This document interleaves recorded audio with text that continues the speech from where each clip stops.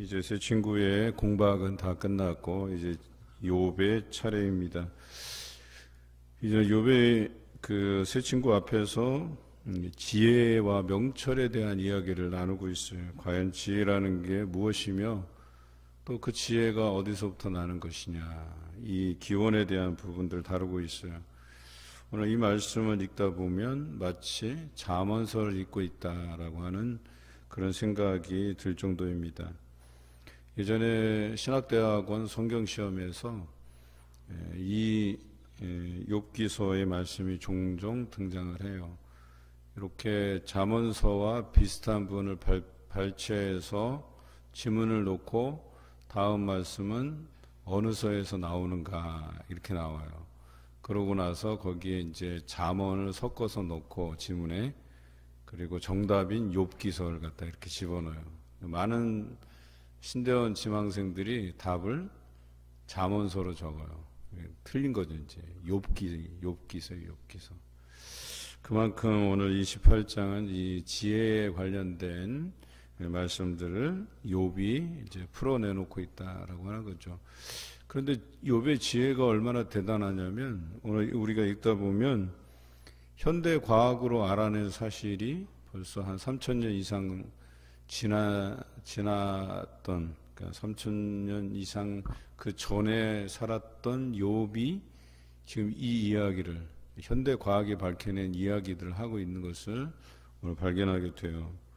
그러니까 얼마나 이 사람의 그 지혜가 대단한가, 그의 깨달음이 대단한가라고 하는 것을 알게 돼요. 그럼에도 불구하고 그가 가졌던 그 지혜가 자신의 문제조차도 해결하지 못한다는 거예요. 그 어마어마한 지혜를 가졌음에도 불구하고 그 지식에 대한 실체를 이렇게 설파하면서 이야기하는데, 다른 사람이 욥의 이야기를 들으면 이 사람 너무 대단한데? 아니, 그때 당시 사람은 오히려 이 부분에 대해서 이해하지 못했을 거예요. 그런데 현대 과학을 알고 있는 우리 입장에서 이 사람이 어떻게 이런 지식까지 알 수 있었을까? 저 사람의 지식의 끝은 무엇이며 과연 그 지식과 지혜의, 그러니까 지식과 지혜는 좀 다른 차원에서 우리가 이해되는데 그 끝이 무엇이고 그 기원이 뭘까라고 하는 그런 질문을 한번 던져볼 필요가 있다는 거예요. 그러니까 욥이 새 친구에 못지않게 대단한 지혜를 가진 사람이었다는 거예요. 그럼에도 불구하고 자신이 당하고 있는 이 현재적 고난의 실체에 대해서는 모른다는 거예요. 자신도 모르겠다는 거예요. 왜? 나는 분명히 나도 그 권선징악과 인과응보의 논리를 알고 있어요. 그런데도 불구하고 이럴 수도 있네 라고 하는 그 인생의 신묘막측한 부분들을 이제 깨닫게 되는 거예요. 그러면서 결과적으로 이 문제를 해결하실 분은 하나님밖에 없고, 이런 상황이 도래하는 것도 다 하나님의 섭리 안에서 이루어진다. 그래서 세상이 추구하는 지혜도 역시 하나님께로부터 나오는 것이다. 이런 지혜에 이르게 되죠. 물론 우리가 잘 아는 잠언서는 이 성경에서 가장 큰 지혜를 가졌다 하는 솔로몬이 지은 것이에요. 그러니까 이 솔로몬의 경우에는 그가 하나님 앞에 1000번째, 소위 말해서 한 번 또는 여러 번에 걸쳐서 나누어서 1000마리 이상의 짐승을 이렇게 하나님 앞에 큰 제사로 올려드렸다라는 그 기원에서 찾을 수 있잖아요. 그것을 기쁘게 여기시고 하나님께서 무엇을 줄까라고 했을 때 그냥 아주 소박하게 솔로몬은 자신이 왕으로서 백성을 다스릴 수 있는, 판단할 수 있는 지혜를 달라고 하죠. 지혜뿐만 아니라 하나님께서 그의 지나도록 많은 재물로도 또 많은 자녀들 또 이렇게 베풀어 주신 것이 사실이에요. 그래서 그가 그 지혜로서 백성들을 다스리고 주변의 열강들의 그 여왕들, 왕들을 비롯해서 여러 그 유력한 사람들이 솔로몬의 지혜를 한번 듣기 위해서 많은 재물들을 싸가지고 오는 그런 형국이었다라고 하는 것이죠. 그러니까 그 당시의 사람들 또 더 오래전 사람들부터 시작해서 지혜라고 하는 것이 그들 인생에서 가장 소중한 가치 중에 하나였다는 것은 분명해요.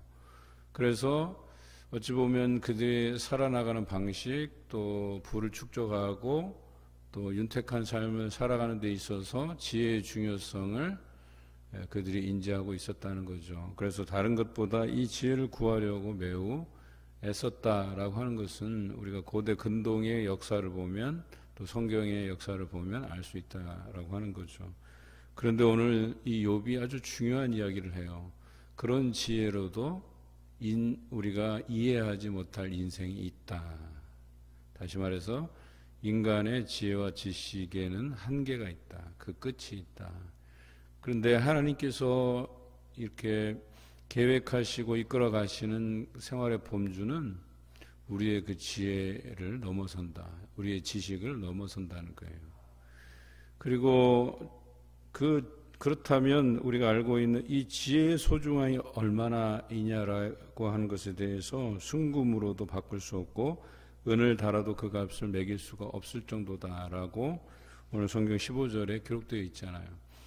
그러니까 지혜의 그 가치를 이야기하면서 이 지혜가 어디서부터 비롯되었는가?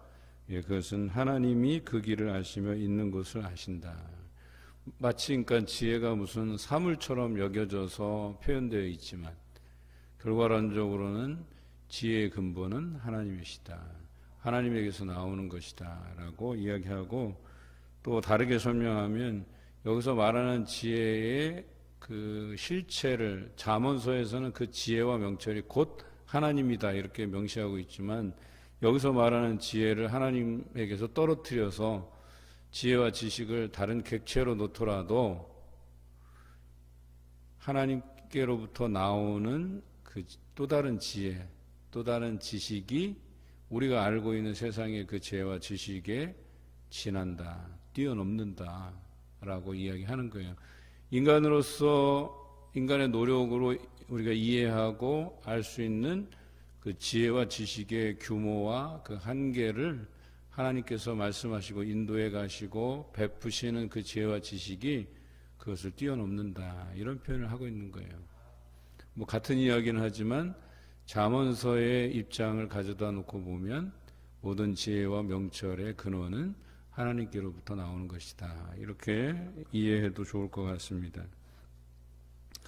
오늘 이 지혜와 명철에 대한 이야기 그 첫 번째 1절부터 은이 나는 곳이 있고 금을 재련하는 곳이 있고 철은 흙에서 캐내고 동은 돌에서 녹이 얻느니라. 우리가 흔히들 현대 과학에서 이해할 수 있는 부분이죠. 다.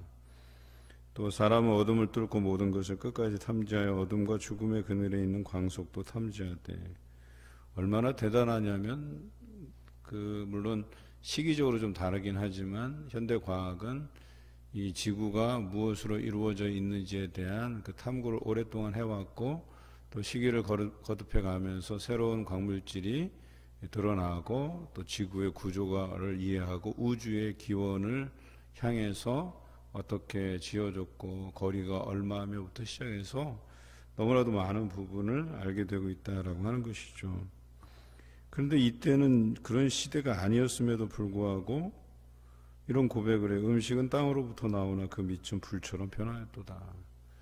그러니까 지구의 구조에 대해서도 설파하고 있는데 참 대단하다 하는 생각이 들어요. 우리가 아는 지구는 땅으로 덮여져 있고 그 밑에 멘틀이라는 어떤 층이 있잖아요. 그 멘틀 밑에 용암이 녹여져 있어서 그것이 지각의 변동에 의해서 분출되고 외핵이 있고 내핵이 있고 그 핵이라고 하는 게 바로 이제 용암, 뜨거운 물질 뭐 이런 거 아니겠어요? 이거 다 우리 지구과학 시간에 배웠던 거 아니에요. 그런데 어떻게 욥이 이런 지혜가 있을까, 지식이 있을까 하는 생각을 해보는 거죠. 그 돌에는 총옥이 있고 사금도 있고 그 길은 솔개도 알지 못하고 매의 눈도 보지 못하며 눈이 밝다 하는 솔개, 매까지 등장하네요. 그런데 그것들이 땅을 향해서 돌, 산, 이런 지형을 본다고 해서 거기에 숨겨져 있는 광물을 볼 수 있는 건 아니잖아요. 또 아무리 발달된 후각을 가진 짐승들이라고 해도 그것을 발견할 수 있는 게 아니잖아요. 그럼에도 불구하고 이 욥이 이런 부분들까지 간파하고 있다는 걸 보면 하여튼 대단한 지혜의 소유자인 것은 분명해요. 용맹스러운 짐승도 밟지 못하였고 사나운 사자도 그리로 지나가지 못하였다. 사람은 둘째치고 용맹한 것들도 지나가 본 적이 없는 어떤 미지의 그 땅, 또 그런 구조, 이런 것들에 대해서 이야기하고 있어요. 사람이 굳은 바위에 손을 대고 산을 뿌리까지 뒤엎으며 반석에 수로를 터서 각종 보물을 눈으로 발견하고 누수를 막아 스며 나가지 않게 하고 감추어져 있던 것을 밝은 대로 끌어내느니라. 그때 당시에도 막 그런 기술이 발달되어 있었던 건지 아니면 우연히 발견된 건지, 하여튼 우연히 발견된 것이라도 그것이 축적이 되면 지혜가 되고 지식이 되고 그렇거든요. 그런데 놀라운 데까지 그의 지혜가 드러나고 있다라고 하는 겁니다. 그럼에도 불구하고 뭐라 그래요? 자신이 처해 있는 이 상황에 대해서 알지 못한다 이거예요. 인간의 한계성, 유한한 존재임에 대한 고백이 있다는 거예요. 그러면서 근본적으로 12절부터는 지혜는 어디서 얻으며 명철이 있는 곳은 어디인고라고 하는 그 고민에 빠지기 시작해요. 근데 그 길을 사람이 알지 못하나니 사람 사는 땅에서는 찾을 수 없구나. 대단하지 않습니까? 그러니까 자신도 지혜를 탐구해 봤다는 거예요. 추구해 봤다는 거예요. 정말 이 땅 저 땅 할 거 없이 그가 이 땅에서 얻을 수 있는 그 지혜와 지식의 한계가 어디까지일까라는 것을 고민해 가고 추구해 봤다라고 하는 거예요. 그럼에도 불구하고 그가 얻은 깨달음은 지혜와 명철은 땅에서 알 수 없는 것이다. 사람이 찾을 수 있는 것이 아니다. 그랬어요. 그러니까 세상에 돌아가는 그 이치를 그가 궁금해해서 곰곰이 생각해 봤는데 세상에서 구하는 어떤 지혜와 지식도 세상 돌아가는 이치를 다 설명할 수는 없다는 것을 알게 된 거예요. 그러면 분명히 이 세상 돌아가는 이 이치를 이해할 수 있는 지혜와 명철이 어딘가에 있을 텐데, 그런데 그것은 이 땅에서 찾을 수가 없다. 사람이 얻을 수 있는 것이 아니다. 사람의 의지적으로 발견하고 찾아낼 수 있는 것이 아니다라고 하는 것을 깨달은 거예요. 그러면서 그의 고백은 하나님께서 그 길을 아시고 있는 곳을 아신다라고 23절에 기록하고 있는 것이죠. 여러분 어떠하십니까? 어떤 우리 삶에서 어떤 지혜와 지식을 가지고 살아가십니까?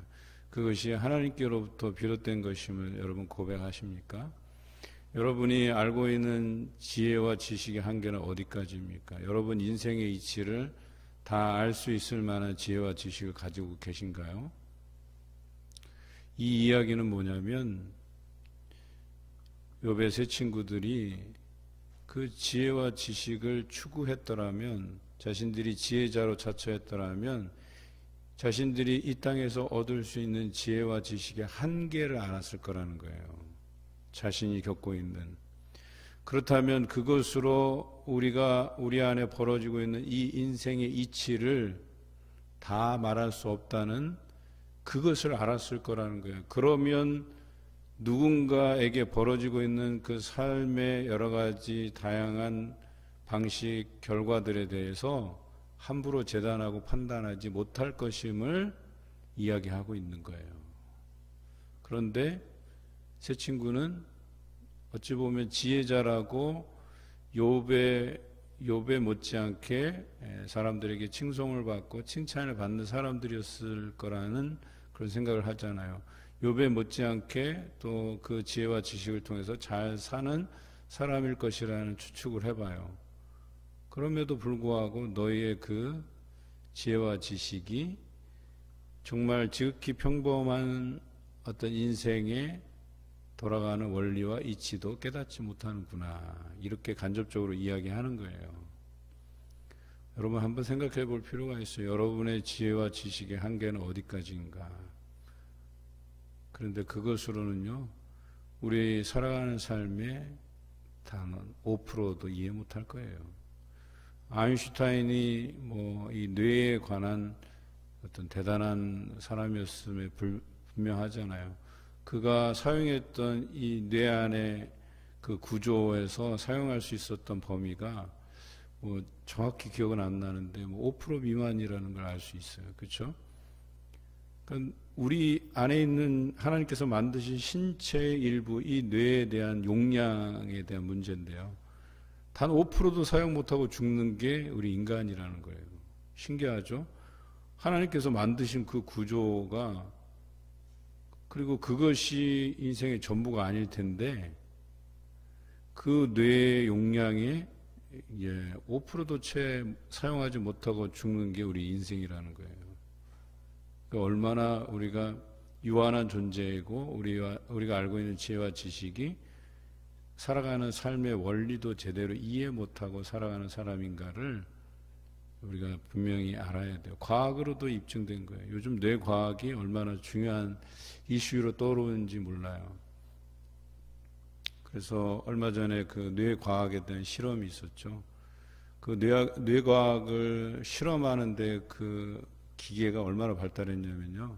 그 기계를 한번 사용하는데 거의 우리나라 돈으로 한 20억씩 드는, 한 번 실험하는데. 그래서 어떤 복잡한 계산식을 주고 뇌가 얼마나 활발하게 움직이는가에 대한 이 실험을 해 가는데, 그러니까 소위 말해서 세상에 말하는 천재들을 이제 그 샘플로 해서 이제 조사를 하는 거예요. 그런데 인도였는지 제가 기억은 분명하지 않은데 그 어느 나라에 그 천재 청년이 하나 있었는데요. 이 사람은 예를 들어서 이런 거예요. 1871년 4월 1일 그러면 이날이 무슨 요일이다. 이런 것까지 다 그냥 계산해낼 수 있는 정도의 수준이라고 해요. 그런데 그렇게 퀴즈를 내놓고 이 사람이 뇌가 어떻게 움직이는지를 실험을 한 거예요. 그런데 기계가 아주 미미하게 반응을 하더라는 거예요. 그러니까 과학자들이 깜짝 놀란 거죠. 그 복잡한 계산식을 계산해내기 위해서 뇌가 얼마나 활발히 움직이는가를 실험하려고 했는데 실패를 한 거예요. 나중에 이제 그들이 여러 실험을 거쳐서 알게 된 게 뭐냐면, 우리 같이 평범한 사람이 그런 계산식을 하려면 머리가 터질 지경으로 움직인대요. 그래서 막 기계가 막 요동을 친다는 거예요. 수치가. 그런데 천재인 사람들한테는 별로 뇌를 쓰지 않아도 된대요. 그래서 그냥 우리가 1 더하기 1은 2하고 이 뇌가 크게 복잡한 구조로 일하지 않고 대답할 수 있는 수준의 답을 놓는 거예요, 그냥. 그러니까 그런 뇌의 차이들도 있다는 것을 밝혀냈어요. 또 어떤 사람은 뇌가 우리 하드디스크, 컴퓨터 하드디스크처럼 여러 조각들로 저장이 돼 있는데 똑같은 단어를 연상할 때도 그 뇌에서 반응하는 위치가 다르다는 거예요. 다시 말해서 우리가 저장하는 위치가 꼭 이 단어는 여기다가 저장을 해야 돼 라고 하는 게 아니라는 거예요. 또 그 단어를 연상해낼 때 뇌에 이 사람의 뇌에는 이 단어가 요 위치에서 반응을 하는구나. 그런데 이상하게 다른 위치에 있는 저장된 단어들도 같이 반응하는 거예요. 연쇄적으로 반응하는 거예요. 그러니까 어떤 단어를 우리가 기억에 떠올릴 때는 연상되는 연상법칙 같은 게 있다는 거예요. 그림이 떠오르기도 하고 단어가 연상되기도 하고 그런 것들을 이 뇌과학에서 다뤄요. 이미 그것은 기계로도 측정이 가능하다는 게 지금의 현대과학이에요. 여러분, 제가 이 이야기를 했더니 뭐 처음 듣는 이야기처럼 저를 바라보고 계셔요. 제가 미국에서 이제 목회학 박사학위를 딸 때 이 뇌과학이 성경 해석에 미치는 영향에 대해서 공부를 좀 했어요. 지금 미국에서는 그게 선풍적인 인기예요. 뇌과학이 여러 분야에서 연구되고 있어요. 그런데 재미난 이야기는 제가 그걸 이야기하려고 했던 게 아니라 이 욥도 어떻게 보면 천재적인 어떤 지능을 가졌다고 봐요. 그리고 해안이 있었다고 봐야 대단한 지혜가 있었다고 보는 거예요. 그럼에도 불구하고 자기 인생에 닥친 그 문제 하나도 해결하지 못하고 있는 사람이에요. 이해하십니까? 그래서 결론적인 것은 이 땅에서 우리가 알고 있는 지혜와 지식의 그 한계성, 유한한 것들을 알면 자랑치 못하는 거예요. 함부로 이야기하지 못하는 거예요. 이것이 이거다, A는 B다라고 정의 내릴 수 있는 게 아니에요. 우리 인생이라는 게 그래요. 여러분, 이럴 때 가장 지혜 있는 사람이 누굽니까? 예, 이런 질문을 던지는 거예요. 그 지혜는 어디서 났으며 명철이 있는 곳은 어디인고? 그리고 고민하고 생각해 볼 때 어떤 결론에 이르게 돼요? 욥의 결론에 이르게 돼요. 이것은 사람이 얻을 수도 찾을 수도 없는 것이다. 그래서 그가 이제 찾아든 그 방향은 오직 하나님께서 그 길을 하신다. 여기에 이르게 되는 거예요. 저는 전적으로 동의하고 이 욥의 이 고백이 참 대단하다라는 사람임을 오늘 28장을 통해서 알게 돼요. 그 전에 비친 욥의 모양새는 그냥 생각이 짧아서 그 친구들과 함께 논박하고 막 싸우고 자신을 변론하기에 바쁘고 뭐 이러는 사람으로 비춰졌을지 모르는데 28장을 보니까 정말 대단한 사람이란 걸 느껴요. 이런 대단한 사람임에도 불구하고 자기 인생 하나도 어떻게 할 줄 모르는 그냥 지푸라기 인생에 불과하다라고 하는 거예요. 우리 인생이 그러하다라고 얘기하는 거예요.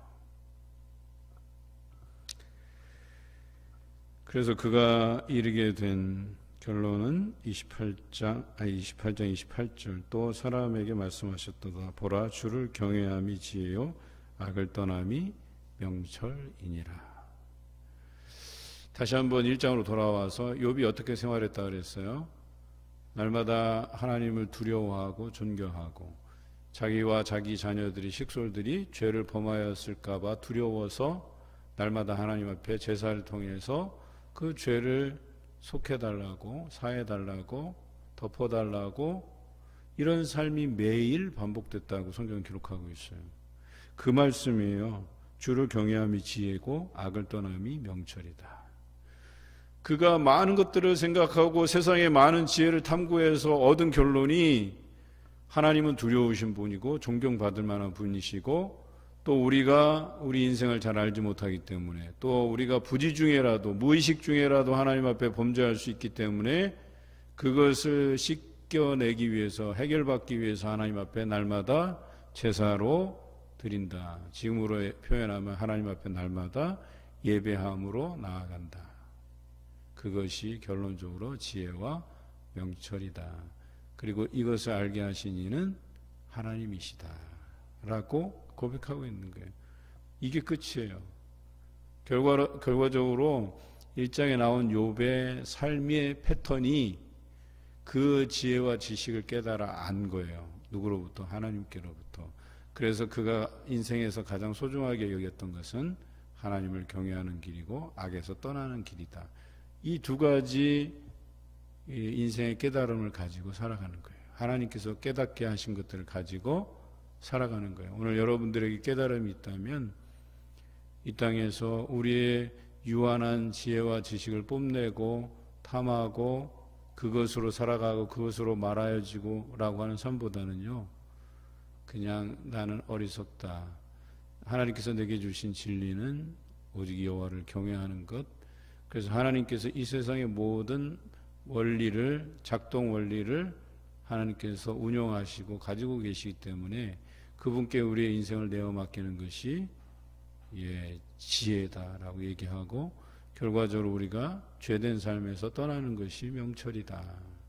이런 깨달음을 여러분들도 얻으시길 바랍니다. 우리의 지혜와 지식을 한 번쯤은 내려놓고 하나님께 의존해서 살아가는 삶이 행복하겠다 하는 생각을 해봅니다. 저도 박사학위를 땄지만 지금 생각해 보니까 정말 볼품없는 거예요. 정말 아무것도 아니더라고요. 그렇게 사람들이 박사학위를 따기 위해서 아둥바둥 살아가는데 그럴 만한 가치가 있을까 하는 생각도 가져요. 안타깝습니다. 오히려 그 많은 시간들을 할애한 것보다 그 가치는 별로 아닌 것 같아요.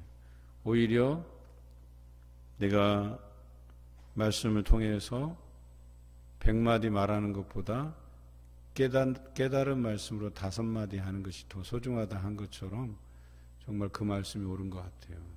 내가 말씀을 통해서 얻은 그 깨달음을 가지고 살아가시는 오늘 하루가 되시기를 주님의 이름으로 기원합니다.